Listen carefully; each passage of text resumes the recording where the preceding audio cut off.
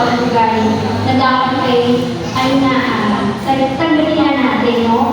Kasi kung tayo nandito na sa gawain ng ating Panginoon at nandito pa rin yung mga pag-uugali natin na inihalo na, kung bagat binabago na tayo, nilililit na tayo ng ating Panginoon, di ba?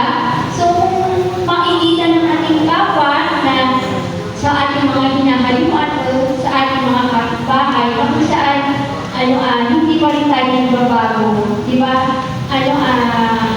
Nakakalungkot, no?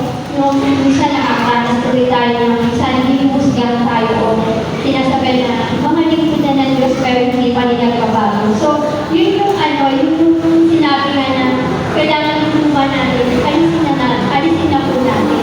So, bago na kung saan, sabi nga lang sa title ko na tinanong ni Jesus sa pag-aayon.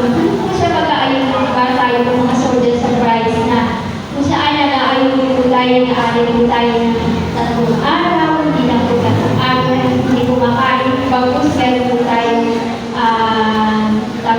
Wednesday at Friday po, no? Na kung saan sa pag-aayon na yun, na sana maging tawag nito yung pag-aayon na meron talagang resulta na tayo po ay nagbabago, no? Kasi sayang naman po yung pagbabago, yung pag-aayon natin kung hindi mismo nakikita sa ating mga sarili.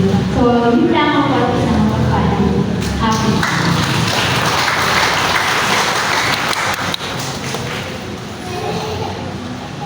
Hi! Pumulakpak ang matulog. Maraming tulog.